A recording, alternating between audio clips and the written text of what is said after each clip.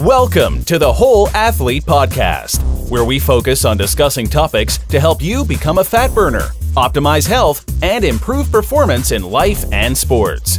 Transform the whole you from the inside out with the holistic method. Let's dive in. Here's your host, Debbie Potts. Hey everybody, it's Debbie Potts, the host of the Whole Athlete Podcast, and I am excited to have a new guest on the show today about sleep, as that is a hot topic for me personally. And when I'm working with coaching clients online that I help reduce stress and improve performance, as well as teach people to become more metabolically efficient. And a lot of that comes back to their sleep. And sleep is one of the elements of the holistic method. And if you really want to improve performance in life and your favorite sports, you really have to focus on getting that sleep. Actually, I'm reading Dr. Panda's book right now called Circadian Code, and I'll interview him in a couple months. But I am so into this book. It's so exciting and to me to learn about these different hacks you can do and how every organ has its own circadian rhythm and how important what time and when we eat away from sleep is really essential. So time restricted eating kind of goes with what we've talked a lot about, intermittent fasting, and what I've been doing with my coaching clients and our different 5-day challenges I do. But intermittent fasting is if you do 12 to 16 hours, well, the rest of that time is that time you're eating. So the time restricted eating, if you can keep your meals within 8 hours, is a great way to see if you can improve your sleep with when you're eating and how you're eating and what you're eating before bed. So along with that, we're going to talk to Christine today from Sleep Like a Boss, and she is a health coach as well, working on sleep for performance. So I'm excited to hear what she has to say about improving our sleep, as I have every client I know struggles with sleep or staying asleep during the night, and trying to get that 7 to 9 hours a night can be hard for people. A lot of it's stress related. A lot of it could be eating late at night, too much sugar. A lot of it is stress related. So we'll see what she has to say. So let's bring her on the show. So thanks for coming on, and we're kind of almost at your bedtime for this show. So we'll get you relaxed and not too excited talking about this amazing topic. Absolutely. I'm super excited to be here. Obviously, I'm totally geeking out on sleep, and my Wi-Fi is already starting to sleep. So I'm just going to switch my camera for now. But I just wanted to say hi. I'm a real person, and good. So there you go. Good. There we go. So we were talking about circadian rhythm earlier, and it's like our computers have circadian rhythm too, I guess. So we're going to do audio and talk about how you can sleep better, because sleep's related to everything. So talk about what you do. What is Sleep Like a Boss, and what does that mean? So Sleep Like a Boss is a little bit with like this twinkle in its eye, right? It's a little bit ironic. So my niche, the people I love to work with are bosses. So CEOs, executives, athletes, high achievers. And Sleep Like a Boss means that very often they have very stressful lives. And so it impacts their sleep, right? So what I do is I help them to find the way back to sleep. And what makes me unique in the world, really, I haven't found anyone who does it the way that I do, is that I combine their mind, their stress resilience mentally, together with their stress resilience in their body. So I use functional lab testing, like thyroid, hormones, gut health, food sensitivities. And I combine that with my client's personality and helping them, to be amazing again. So that's what I do, because most of the time they function, but they know they could be absolute amazing rock stars if they actually had their sleep together. So that's what I do. That's what I love. And yeah, that's what I focus on.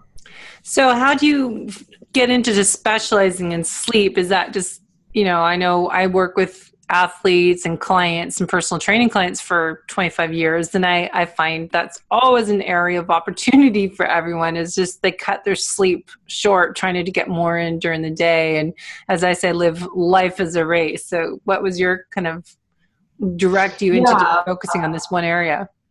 So my approach is a little bit different because I really work with people who want to sleep but can't, right? So I don't spend a second needing to convince them that sleep is important. That's not what I do. If you don't know that, then we're not a fit, right? So I really only have clients who know that they have to sleep. Personally, for me, it started the same way. I knew that I have always known that I only function when I sleep. I'm severely impeded in my cognitive competences when I don't sleep enough. And I just also mentally and in my mood, it really affects me. So it all started when I was pregnant and everyone was telling me that I would never sleep again. I just refused to believe that. So I really Googled my brains out and started, to prepare my newborn when she was born, and she slept when she was 9 weeks old. So that was how everything started. And the more I talked about it, the more adults were, coming to see me, and they were telling me about how groggy they were, how unfocused, how frustrated, how powerless they felt. And so I wondered if what I did with my baby would be working with them. I knew that it wasn't just cognitive behavior. I really knew that there was more to it. And that's why I added functional diagnostics and nutrition into the mix. And that's how I started that journey. Yeah, I find that, I'm reading Dr. Panda's book, The Circadian Code. And I find that so fascinating, just, how important sleep is for people. And they want to improve performance in daily life and succeed, especially if you're a top level performer, you have to figure out the sleep. But most people, they struggle going to sleep at night or staying asleep, and they wake up at 2 a.m. So what are some things that you find people struggle the most with? And let's talk about kind of biohacks they can do to improve their sleep. Yeah. So there's two different categories, really. Three. Those who have trouble falling asleep, those who have trouble staying asleep, and those who have trouble with both. The easiest one for me is the one who wake up in the early morning hours, so the 2, 3 a.m. kind of people, and who don't manage to go back to sleep, because most of the time I find that it's inflammation in their body, and so their immune system is flared up due to different reasons, which we find out when we do our testing. And then when we clean that up and when we get the body to relax and to become, to get into peace with itself again and coach itself back into its own health, which it is destined to do, which it knows how to do, those wake-ups just disappear. The people who have issues falling asleep, it might be a circadian rhythm issue, that they have maybe a delayed circadian rhythm. Very often it's also the monkey mind. So we do a lot of stress resilience with them, helping them how to basically pre-prepare for what they usually go through. So making them aware of what might trigger them at night during the day so that they can already deal with it, right? So that it's not all of this junk in a way breaking through, or things that they suppressed or just didn't have time to deal with, or maybe didn't even know would be trotting back in their head at nighttime when it's all quiet and there's nothing else to do. Because what happens very often is that the brain is suddenly releasing its guard, it's letting its guard down, and then everything that you were censoring is suddenly sometimes breaking through a little bit too early. So we deal with it in our dreams, but sometimes it just creeps up a little bit too early, and that's when we are aware, and then we build on top of that, and that's when, falling asleep can be a little bit of an issue. The other thing that I see a lot of the time is just the way that we look at how we sleep during the day, like napping properly, making sure that you catch your sleep at the right time if you take it during the day, which is totally doable. I just met Nick Littlehale, who you probably know as well, Cristiano Ronaldo's sleep coach, for example. So Cristiano Ronaldo is a huge soccer player here in Europe. Like, he's the best in the world. And so his coach focuses mainly on circadian rhythm. So we talked about that a little bit as well. So that might also play a role. Do you find most people, especially you work with CEOs, executives, entrepreneurs, that stress is a main issue for most people? Yes, absolutely. It's the number one reason.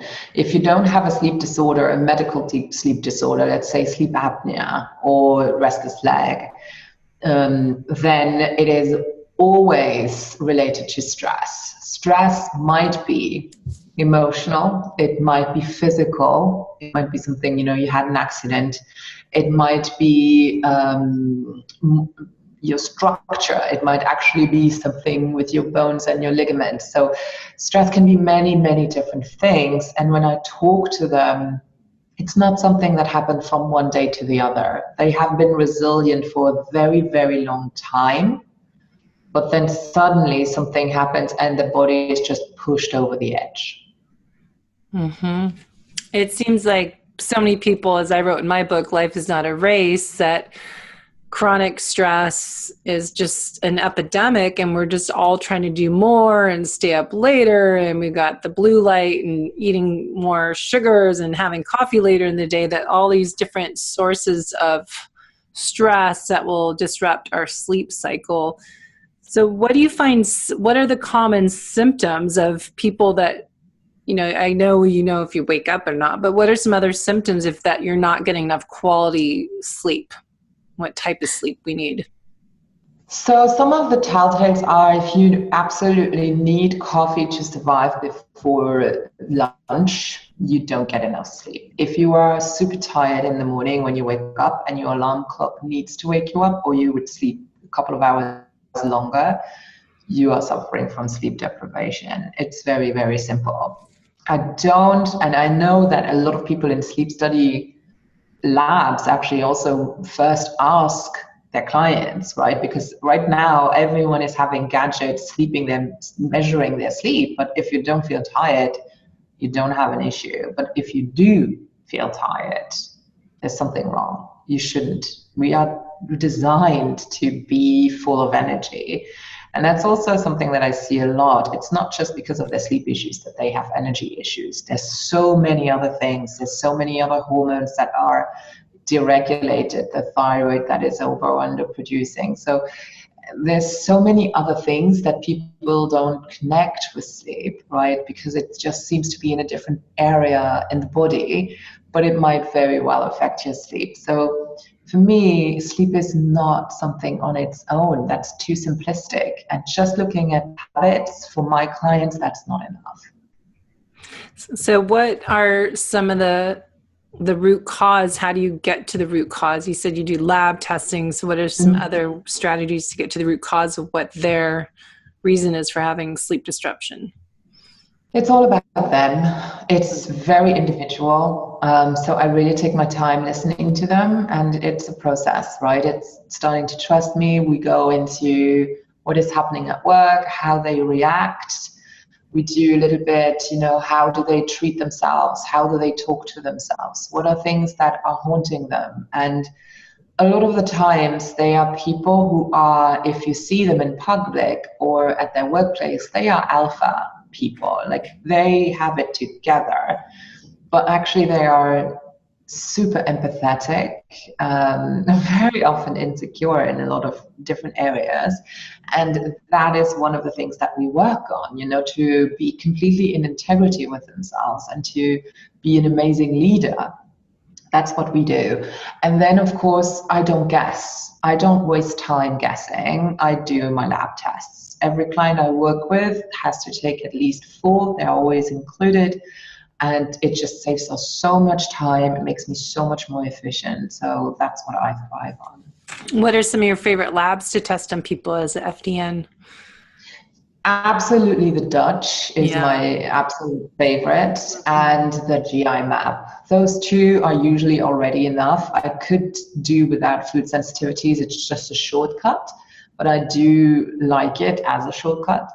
And then I always run a detailed thyroid panel as well. So are you finding, based on your experience, or do you find a lot of people, if they have sleep disruptions, there's a common theme of dysfunctional lab areas? So if, like you said, thyroid, if there's, a lot of people have gut infection or parasite fungal infection, any kind of things going on there that you see more common trends on? They all have gut infections, all of them. And it's funny, right? Because we think parasites, that's exotic. And it's like, yeah, it's actually very common. So gut, number one, for sure. I always think that if you clean that up, your hormones will balance. A lot of them will actually start to balance as the body starts to relax. And then also the thyroid. I would say 90% of my clients have actually thyroid issues. Some know, some have been diagnosed, but some are not extreme enough, to be interesting to the traditional medical field because they're not an emergency, but they are imbalanced enough so that it really affects their lifestyle, right? Which is totally valid for me. So you're looking at the cortisol DHEA panel and looking at those factors as well for HPA axis dysregulation, or people think of it as adrenal exhaustion? Yeah, I do. But what I like about it, if you take the tests together, they explain each other, right? Mm-hmm. So you can see his inflammation, hence your cortisol is super high.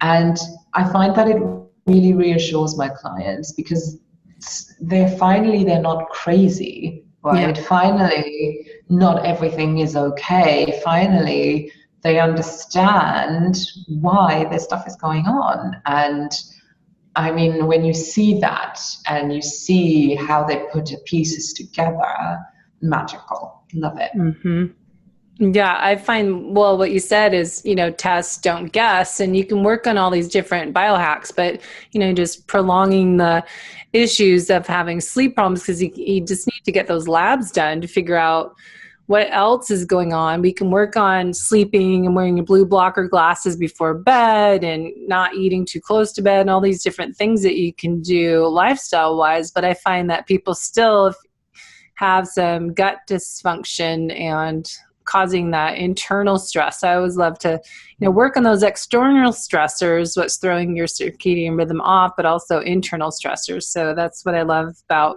FDN. If you don't know, guys, is Functional Diagnostic Nutrition Practitioner, which I'm starting this year to do. And I just love that, be able to get those labs done because it gives you so much more information to put the whole picture together. Mm-hmm. Yeah, no, absolutely. It changed my world. And I also find that the people I work with, they need numbers. Like I can't just go in there and say, let's do some woo, or let's just, try this and this. Like my specialty is a 1-day VIP day. That's $10,000. And I sell that very regularly because it's the speed and the accuracy and the efficiency that counts. And I couldn't do that if I were just to, try a bunch of stuff and hope to find the correct answer. For sure. And I think, you have to do that and you have to be a certain point in high level performers that you're working with, that your niches, you have that drive to succeed and do well, make impact in the world. And you have to be top level leader. You need that sleep at night. And it's so important. Yeah. Yeah. And I find that these people know that, like they understand, they are beyond their, I'm sleeping when I'm dead. They are above that, it's cliche Mad Men kind of talk. But I find that the people that I work with, they are very open-minded, a little bit cautious, but they want new stuff. They want different stuff. They don't want the pharmaceutical pill. They want to know what is going on. Very smart, very intelligent. It's what I love about them. Well, so how do you work with people that most top level performers, and, we work with endurance athletes as well as, most everyone's successful type A personality. And when you have to change some lifestyle factors along with, getting that information from labs, yes, we need to see numbers to make those changes to have even more motivation to change. But do you find it difficult to overwhelm people that are perfectionists and that type A that's like, I need to do all of this and it's too much, I'm not going to do it at all? Yeah, it's fun. So I pride myself to be very honest and very open spoken. So I really tell them what it is, and I tell them, look, if you don't do this shit, it's not going to change anything. It's very simple. Usually they understand, and sometimes I find, especially when we get food sensitivity tests back, they freak out. That's the worst one, because they're like, I can't eat anything anymore. And it's like, well, let's take a look at all the things that you can eat. That's actually a lot. If you were to fill your shopping cart just with the things you ate, you can eat, it's a lot more than the things that you can't. So sometimes they just need to process for a day, and I just tell them, take a look at it, take a breather, put things in your shopping cart, on your shopping list already that you can have, not the ones that you can't. And then in a day, think about it again. And usually then they have processed, and they have already Googled, they've already looked up paleo recipes and all kinds of stuff, and then they take charge. And the difference that it makes is just so incredible that they very quickly understand why we're doing what we're doing. And get more motivated to stick with it. Yes. I mean, if you suddenly don't have diarrhea anymore, or are not looking 6 months pregnant because you're so bloated anymore just because you stopped eating eggs, that's a very small price to pay, right? Yes, for sure. I know that, everybody is individual, and it's so great to have these type of coaching programs that we offer, because I keep talking to people every day. It's not one size fits all. And, it's people are always trying to different eating programs, and this person got results and I can't do it. And it's just like, you guys, it's not, everyone is different. Your gut biome's different. Your genetics are different. You have different stressors in your life and out. And it's just, finding that you get to a certain point that you're motivated to make these lifestyle changes. And when you get those labs, it should show a little bit more evidence that there's something going on inside you. Like you said, you're not crazy, but get motivated to do it. So what are some motivational methods that you find that work well that you could share to get people to make those changes, like not eat eggs, or what it might be, intermittent fasting, whatever different philosophy is working with people? What are some tips? Interestingly, I never really had to motivate my clients. And I think the reason is that I'm very intuitive when I vet who I work with. So when I talk to potential clients, as soon as I see that they're a little bit shifty, I usually tell them that this is probably not a good fit, right? So the way that I do it is that usually I ask them why right now is the time where they think it would be a good idea to make a change. Mm-hmm. And whatever they tell me then, that's what I remind them of when sometimes things are a little bit more difficult. But it happens very, very, very rarely. Usually I don't even have to motivate them. Well, that's what I was thinking, that you have to go, what's your main health concerns and what are your big goals? What do you want to see change? And you have to remind them of that sometimes to keep them on track and not give up on making these big changes. So that question, if you are a practitioner, that's the question that I would say, make sure you ask that and remember what they're answering. What's their motivator? What's big change they want? Yeah, or why right now is the moment. Why today? Why did they call you that day? Why now? Mm-hmm. Yeah, it's a good reminder. Why? It's always that why. And other question I had, I know a lot of people into the Aura Ring and Fitbit and different apps. What's your take on having all these different gadgets, like you said? Like, I'm anti-cell phone in the room, so it's hard to use all these sleep apps and then have so much, on you. What is your thought, and how do you use any of the products? No, I usually roll my eyes when people tell me about it, so I'm glad the camera is not on. I don't like them. I really don't like them. First of all, I think they are notoriously unreliable. You cannot measure brainwaves unless you actually have electrodes taped to your frontal lobe, like right in onto your front of your head, right? So that means that yes, they do measure breath a little bit. They recently developed. There's a company. What's it called? I just met them last week at a fair. They just developed something that you can put under the mattress, so it's not invasive. You're not touching it. That is very good at heart rate measuring and so forth. But the thing is, in the end, a lot of it is coming from movement. And here's the thing, the only time when you are paralyzed in sleep is when you're dreaming out of safety reason. For the rest, we are individuals. Some of us will move a lot, some of us won't. You can put me down in a certain position and I fall asleep and I will wake up in exactly the same position. When I go on holiday with people that don't know me, they are like, you are a rock, you don't move. It's like, I'm like a tomb, like a mummy in a tomb. I'm like, no, I don't move when I sleep. I literally don't. And other people will, move a lot. So it will give different results, which don't actually mean anything. The other thing is that it freaks people out who actually don't have a sleep issue. So I meet a lot of people who are like, oh, my Fitbit tells me I'm sleeping super badly and my deep sleep is totally ruined. And I just ask them, well, are you actually tired in the morning? And it's like, no, I feel great. So there's an additional stress, and it's like, why are you creating stress for yourself? And then the last question is, what are you doing with that data? Like, why do you use it? So I find it is more information, not necessarily accurate information. It's stressing people out who never even considered having a sleep issues to believe that they do, or it is increasing stress on people who have sleep issues.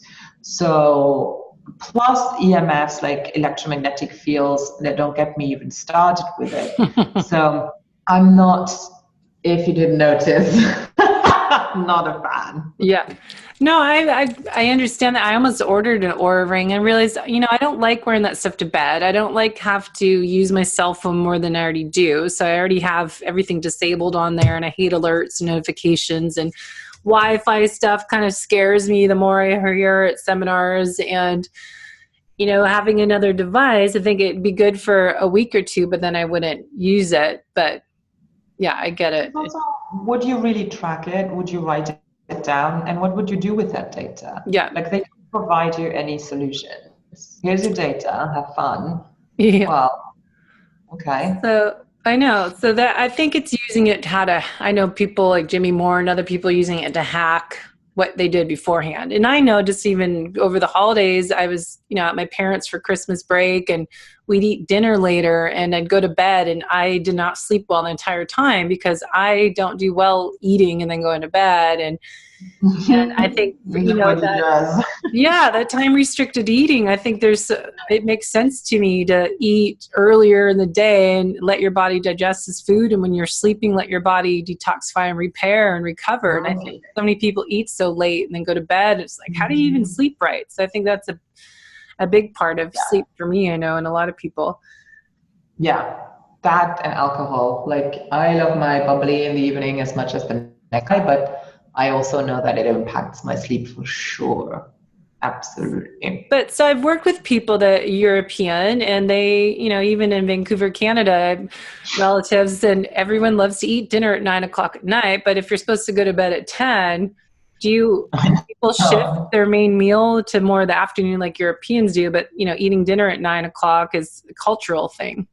That's super late. Like, I'm allowed to sleep at 9, like literally. Yeah. Like, no, we have dinner traditionally is around 6, 7. That's when we have dinner. And it's very simple. It's because our TV evening programs start at 8. It makes a big difference. And in countries where it starts later at 9, for example, people eat later. So it's really ridiculous, but we are adapting to the TV schedule a lot of the time. So not even cultural, it's just TV. Yeah. So But yeah, no, I mean, it's a very simple change to make, super easy change to make. Or you eat something that's light, like that's not difficult to digest, not a lot of heavy fats or anything like that, no sugars, of course. So yeah, it's an easy shift to do. Good. Yeah, have some vegetables. Yes. So I know we're running out of time, and it's bedtime for you in your time zone when we're recording this. And I'd love to just share where to find you and how to get information and what other blogs and all that, social media links. What can you tell us about coaching in your program? So my website is sleeplikeaboss.com, which is where you can find me. And then you can find me on every social media platform. So Facebook, it's facebook.com/sleeplikeaboss. You also find me on LinkedIn under Christine Hansen. Instagram is christinehansen.holistichealth. And then what else do we have? YouTube is, I think, Christine Hansen as well. And every Monday, pretty much every Monday, I do a video that is converted into a blog post, which you can then find on my blog, sleeplikeaboss.com/blog. So you can read it, you can listen to it, you can watch me making a fool of myself, all included for you. And if you want to work with me, you can schedule a call with me where we'll see if I'm a good fit for you. And yeah, that's pretty much it. Always reach out. I'm a very nice person. Don't be scared. And yeah, I'll be looking forward to hearing from anyone who's ready to, who can answer that question. Why is now a good time? Good. Why is now a good time? Why are you coming to see me? How much do you want to perform your best in life? Yeah. Well, good. Thank you so much for your time. And I'm glad we're able to connect, and love what you're doing. And it's kind of that same passion as mine, helping people get to the root cause and help improve performance. So Sleep Like a Boss, guys, go check her out, sleeplikeaboss.com and social media. And we look forward to reading up and following you. Thank you for having me. It was an absolute pleasure. Bye. All right. What are you going to do to get to bed now? I'm exhausted. I don't think I will do much, to be honest. Like, most likely I'm going to check my email. I'm notoriously bad. I don't have a bedtime routine and nothing. I'm really, really not a poster child. But no, I will have a tall glass of water, actually, because we have this, where it's super dry. So I'll have a tall glass of water. I always have a body lotion ritual every night where I just put lotion on and then I just slip under the covers and I fall asleep. Yeah. Good. All right. Well, everyone have a good night's sleep, and we'll talk to you next time. Thanks for listening to the Whole Athlete Podcast. If you have any questions, feedback, or topic suggestions, let us know on Facebook or at wholeathletepodcast.com. You can help us continue and grow by leaving a review on iTunes. Thanks again, and see you next time.